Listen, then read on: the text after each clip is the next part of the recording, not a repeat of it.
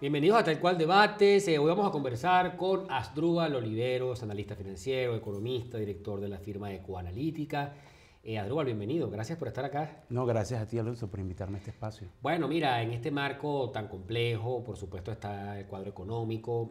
Yo te tenía una primera pregunta. Este matiz informativo del DICOM, ¿no? El gobierno, de pronto, en medio del caos que se ha creado con sus decisiones erradas, como que parece tomar algunas medidas que no se ven tan disparatadas. No sé si esto comporta una unificación cambiaria. ¿Qué expectativas debemos tener con el DICOM? La economía, digamos. En primer lugar, sí, es positivo que el gobierno haga una convergencia cambiaria. Yo prefiero utilizar el término convergencia que unificación. ¿Por qué? ¿No? Porque la unificación implica el desmontaje del control de cambio. Claro. ¿Entiendes? Donde ya tú tienes una sola tasa de mercado. Aquí lo que estás haciendo es teniendo una convergencia hacia la tasa, a una sola tasa oficial, pero sigue existiendo la tasa paralela porque no se ha eliminado en esencia el control de cambio. Es una medida positiva, pero que llega tardía. Muy tarde, ¿verdad? Muy tarde. Hace muchísimo tiempo se lo está claro, diciendo el gobierno. y adicionalmente llega en una situación país bien compleja, donde el efecto de esa devaluación prácticamente tiene nulos beneficios para el gobierno. ¿Por qué? Para decirlo en términos sencillos, ¿cuándo una devaluación es beneficiosa para un gobierno? Cuando el gobierno tiene excedente de dólares que le vende al sector privado. Como en este momento el gobierno no tiene excedente de dólares, más bien tiene un déficit muy grande y adicionalmente no le está vendiendo divisas al sector privado, el ajuste de esa tasa de cambio prácticamente de alguna forma no le ayuda. Eso es un poco lo que vemos. Pero efectivamente es un paso en la dirección correcta, hace falta mucho más. Y tiene que ver, bueno, con lo que ha hecho el gobierno de Maduro. Ha dejado que estos problemas económicos se agraven con el paso del tiempo y ya estamos en una situación donde medidas aisladas, inconexas, no te ayudan y de alguna manera el efecto se diluye. Se habló muchísimo de que el esquema de cambio triple, parecido al de Jaime Lucinchi en Recadi, pues fue la palanca por excelencia de toda la historia de la corrupción del chavismo, que es gigantesca, ¿no? Sí, claro. ¿Por qué se toma esta medida en este momento? Bueno, yo creo que el gobierno tiene una situación fiscal bien complicada. No solamente la hiperinflación termina afectando a la gente, que son los principales perjudicados, también el gobierno, sus ingresos en términos reales, es decir, cuando lo deflactas por inflación, están cayendo de forma significativa. Tiene una situación externa bien comprometida en términos de que no le están prestando plata. Está sancionado por la principal economía del mundo y eso impide muy mal visto los por flujos. Los mercados financieros. Claro, impide los flujos financieros internacionales y entonces es una medida que llega en medio de una situación económica compleja, difícil para el gobierno y que tal vez intenta destrabar y un poco resuelve algo, oxigena un poco al sector privado DICOM en este marco. No, porque lamentablemente, Alonso, no hay dólares. Es lo que te comentaba antes. El gobierno no tiene dólares para vender. Es más, el nuevo DICOM, según dice la normativa, es entre privados. Es decir, si yo tengo excedente de dólares, yo te los vendo a ti. No interviene el Estado. Y eso es un sinsentido porque el principal generador de divisas de este país es el Estado, por la venta de petróleo. Recuerda que nosotros, obviamente, no solamente el principal generador, el principal exportador es el Estado. Más del 95% de los dólares vienen por la actividad petrolera. Si el Estado no vende dólares en un mercado, es muy difícil que ese mercado se normalice, ¿entiendes? Entonces, este nuevo DICOM, la verdad que no resuelve los problemas de fondo que están asociados principalmente... Un paño caliente. Pues. Sí, a una grave escasez, a un grave problema de desabastecimiento, a una altísima capacidad ociosa que tiene el sector privado y lo más rudo, una situación social bien compleja y caótica, ¿no? Porque la hiperinflación está empobreciendo a la gente a un ritmo extremadamente rápido. Que en este contexto, Dollar Today, yo no salgo de mi asombro cuando veo voceros, no digamos voceros políticos en el marco de la especulación política, sino incluso voceros económicos pretendidamente calificados, echarle la culpa a Dollar Today del cuadro cambiario e inflacionario del país. ¿A ti qué tu opinión te merece? No, mira, Dollar Today es una consecuencia. Obviamente es un mercado que tiene mucha especulación, porque es un mercado negro, Tú no le puedes pedir a un mercado negro que funcione con transparencia, con reglas claras, como los mercados, un mercado oficial de divisas, como por ejemplo existe en Colombia. Eso no se le puede pedir. Es lo mismo que el bachaquero. Si se acabara, de todas maneras, habría una tasa implícita de mercado negro que claro, es un mercado negro. Un mercado negro que se rige, obviamente, por condiciones de mercado negro, pero que está impactado por escasez, no hay dólares. Entonces, efectivamente, es lógico que el precio suba.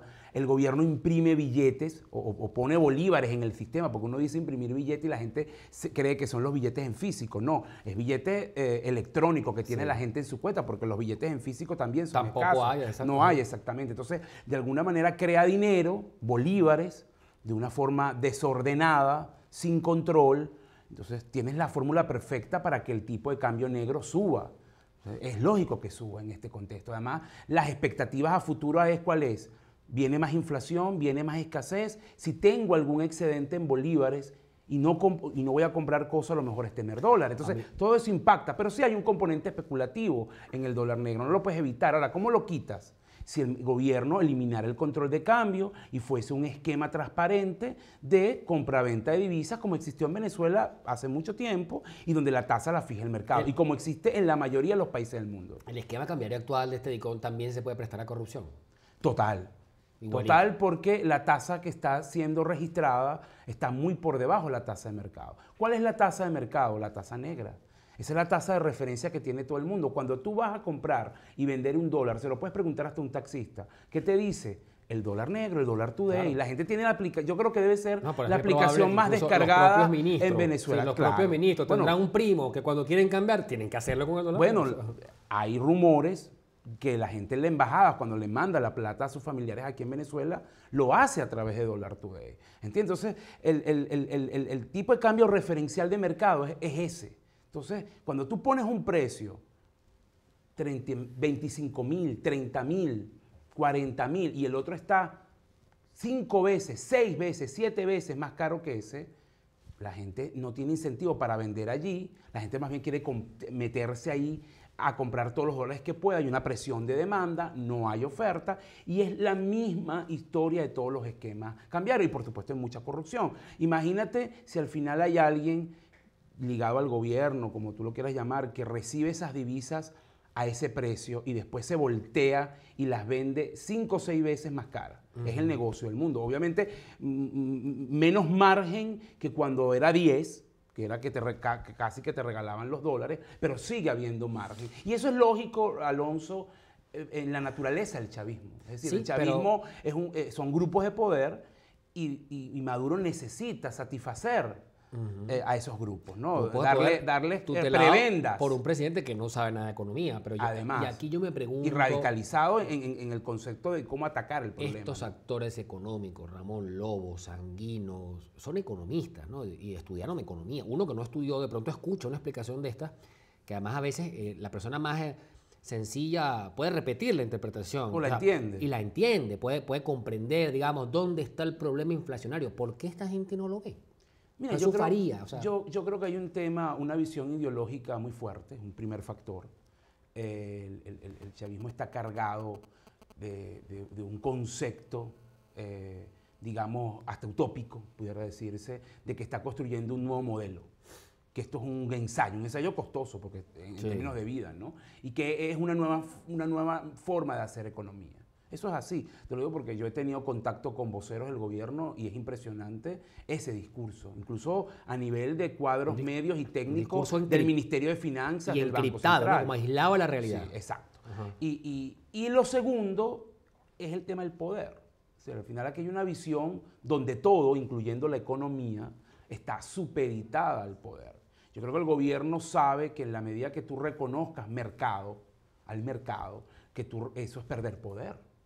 Tu poder discrecional de someter a un sector privado, de someter a la gente. Y yo no estoy dispuesto a perder poder. Entonces, también las dos visiones, ¿no? El tema de la construcción de un nuevo modelo en el marco del socialismo, digamos, un postcomunismo, podría llamarse, y que Venezuela lo puede hacer, ellos están convencidos que lo puede hacer, unido al hecho de que lo importante es quedarme aquí, independientemente de que la economía esté vuelto un desastre y en términos de la gente, ¿no? Entonces, esos dos factores al final impactan sobremanera o explican la visión y la tosudez con la que el gobierno ve el tema económico. Y en medio de esa chatarra retórica Total. que estamos analizando, Asdrúbal, porque a veces tú has dicho la hiperinflación, bueno, es un enemigo mortal, Claro. es decir, no puede durar demasiado tiempo, esto se va a es. ir agravando en términos de progresión económica, que Claro. cada vez peor.